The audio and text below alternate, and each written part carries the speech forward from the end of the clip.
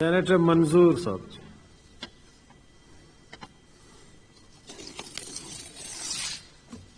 جناب چیئرمین، تمام دوستوں نے، سینیٹر صاحبان نے بجٹ پہ بہت تفصیلاً بات کی. بجٹ منفی میں یا بجٹ مثبت میں یہ تمام حقائق ملک کے سامنے، عوام کے سامنے رکھ دیے.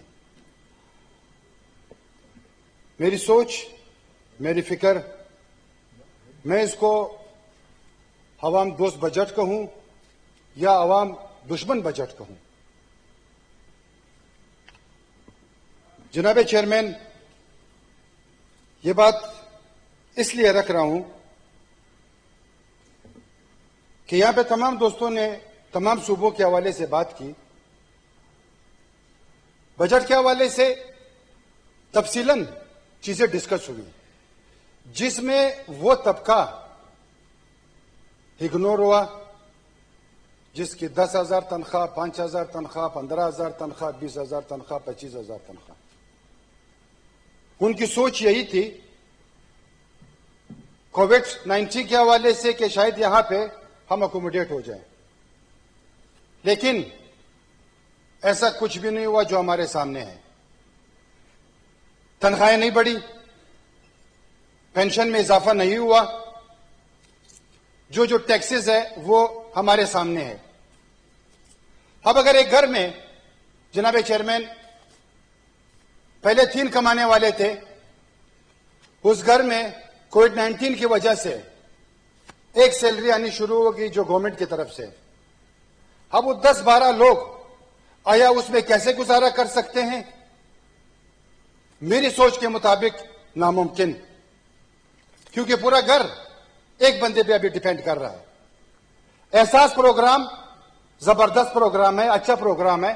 کاش کہ یہ پھر اس بجٹ میں انکلوڈ ہو جاتا اور تنخواہیں بڑھ جاتی اور وہ لوگ جو روزانہ کرتے ہیں یا تنخواہیں کم تھی ان کے مدد ہو جاتی. جناب چیئرمین، اب اس میں اگر ہم دیکھیں امپورٹ فری، چلو ٹھیک ہے، امپورٹ فری، اور یہاں پہ جو ڈپارٹمنٹس ہے یا جو لوکل انڈسٹریز ہے یا جو پرچیزر ہے ان کے اوپر سیل ٹیکس 17% لگایا ہے.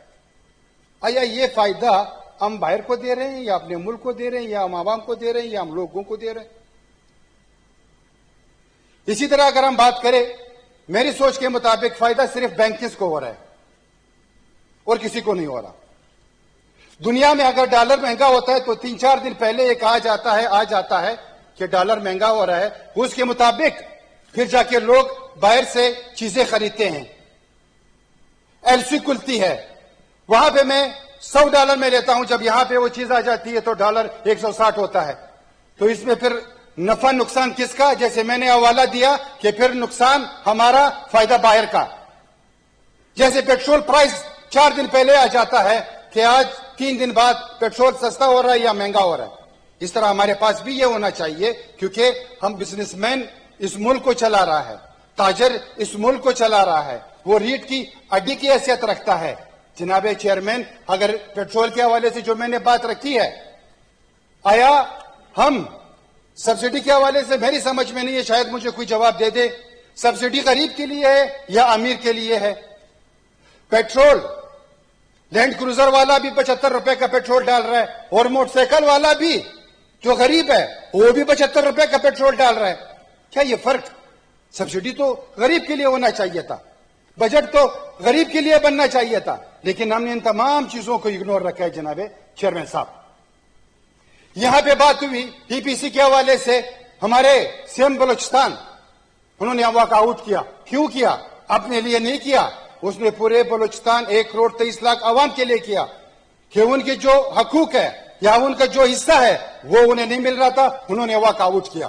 آپ سندھ جاتے ہو، وہاں کے سی ایم سے نہیں ملتے ہو، میرے خیال سے ملنا چاہیے. اس کے پاس کریڈٹ ہے، اس کو عوام نے کریڈٹ دیا ہوا ہے، خیبر پختونخوا جیسے کریڈٹ میں ہے. पंजाब जैसे क्रेडिट में, इसमें कोई शक नहीं जनाब चेयरमैन साहब। बलूचिस्तान के अगर हवाले से मैं बात रखूं, यहां पे दोस्तों ने बलूचिस्तान के हवाले से बात रखी, बलूचिस्तान की महरूमियां फिर वही कहूंगा, बार बार हम ये कहते हैं कि सबके सामने है, ये किसी से ढका छुपा नहीं है जनाब चेयरमैन साहब। पसमानदगियां किसी से भी ढकी छुपी नहीं है, सबको पता है जनाब चेयरमैन साहब। ड्राउट जो 15 साल रहा, ये भी सब ने देखा, पानी की जो किल्लत है ये भी सब देख रहे हैं जनाब चेयरमैन साहब। जो शराहें हैं वो भी हमारे सबके सामने हैं। कोई फैक्ट्री हमें दिखाए कि बलूचिस्तान में कोई फैक्ट्री है, कोई रोजगार है, कोई एग्रीकल्चर है।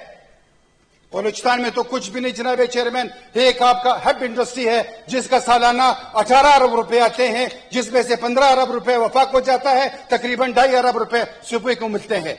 रिकॉर्डिक मेरा है, संदक बलूचिस्तान से ताल्लुक है, उसकी रियलिटी है, गैस की रियलिटी है, तमाम चीजों की रियलिटी है जनाब चेयरमैन साहब। हम इनसे भीख नहीं मांग रहे हैं, हम इनसे खैरात नहीं मांग रहे हैं, हम अपनी हकूक की बात कर रहे हैं।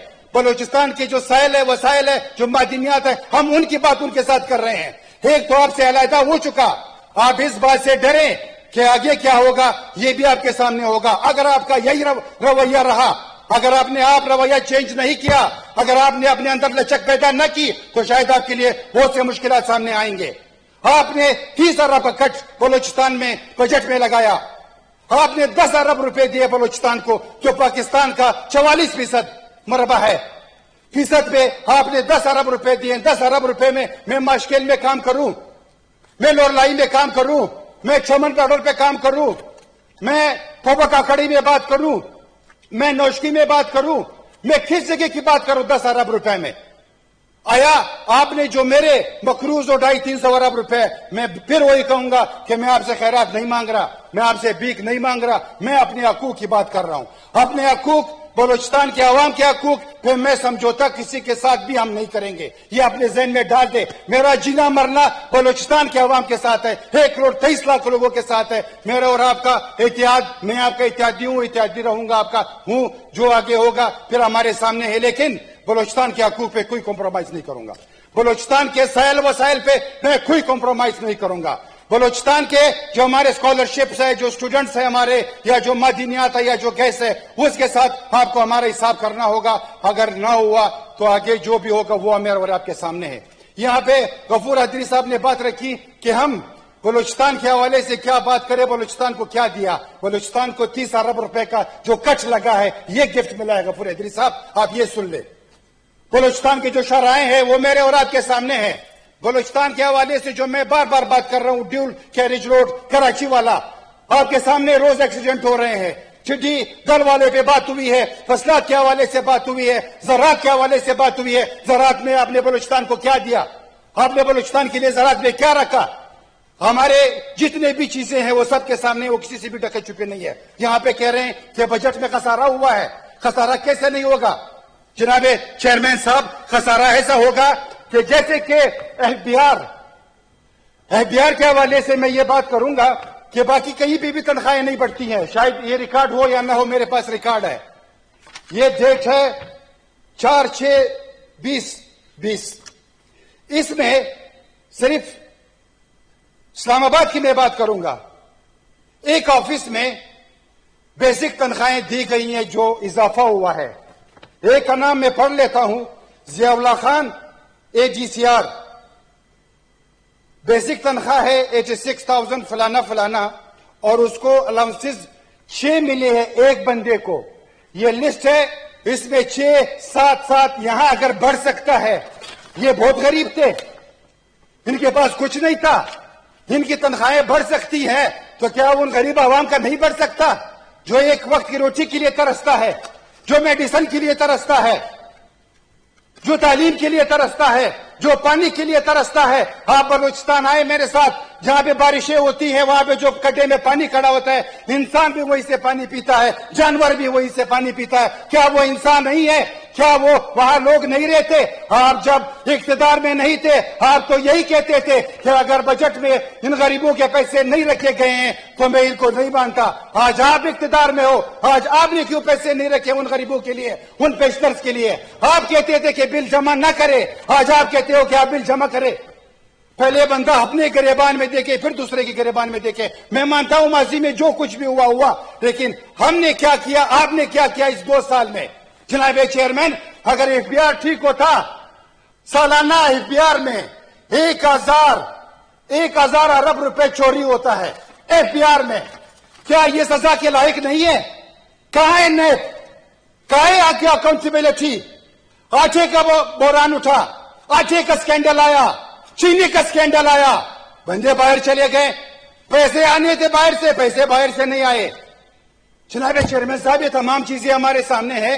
ये तो वो वाली बात हुई कि एक बादशाह था, उसका दरबार लगा हुआ था जनाब चेयरमैन, तो उसमें एक गाना वाला आया, तो उसने बहुत कोशिश की अंदर जाने के लिए, तो आखिर में बादशाह सलामत ने कहा कि इसको बोलने दो, तो इसने गाना शुरू कर दिया।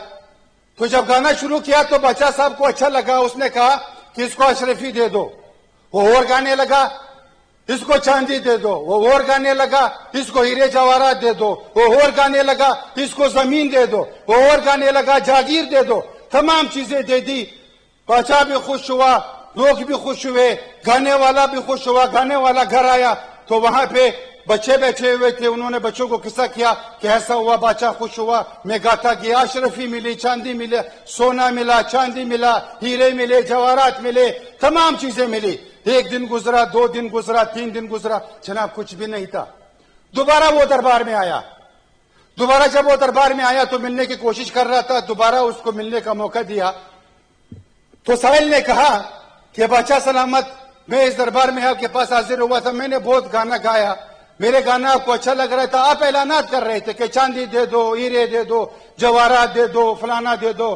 तो बादशाह सलामत ने कहा कि मेरे और आपके बीच में कोई मुआहदा नहीं हुआ था, आपने मेरे कानों को खुश किया, मैंने आपके कानों को खुश किया, लेकिन यहां पे ऐसी बात नहीं होगी जनाब चेयरमैन, ऐसी बात यहां पे नहीं होगी। आज अगर एक पार्टी आपसे चली जा रही है तो दूसरी पार्टी और भी आपके साथ एहतियाती बैठे हुए हैं। मैं यही कहूंगा कि खुदारा तमाम सूबों को साथ लेके चलो, साथ लेके चलना चाहिए। अफगानिस्तान बॉर्डर है, अभी तक बंद है जनाब चेयरमैन, तफ्तान बॉर्डर है, अभी तक बंद है। मैंने यही कहा कि कोई नौकरी नहीं, कोई फैक्ट्री नहीं, कोई कारोबार नहीं, छोटा मोटा कारोबार यही बॉर्डर्स के हवाले से होता है, ट्रेड होता है, वो भी बंद है। लोग जाए तो कहाँ जाए जनाब चेयरमैन साहब? हमारे एजुकेटेड लोग, हमारे बच्चे, हमारा फ्यूचर, आप अंदाजा लगा ले जनाब चेयरमैन साहब। अभी वापडा में रिसेंटली, अभी वापडा में कुछ भर्तियां हुई है, रिकॉर्ड पड़ा हुआ है जनाब चेयरमैन साहब, उसमें 2 बंदे, 100 में से 80 में से 2 बंदे जो है वो बलोचिस्तान के लगे हैं, बाकी किसी का ताल्लुक बलोचिस्तान से नहीं है। गफूर हैदरी साहब ने यहां बात की कोविड-19 के हवाले से, सूबा बलोचिस्तान इस हवाले से बहुत सीरियस है और इसमें पीडीएमए ने जितने भी काम वजीर आला की निगरानी में बलूचिस्तान के हवाले से किए हैं वो किसी से भी ढका छुपा नहीं है जनाब चेयरमैन साहब, वो हमारे सामने है। अगर थैंक यू सेनेटर साहब जी, थैंक यू जनाब चेयरमैन। Thank you.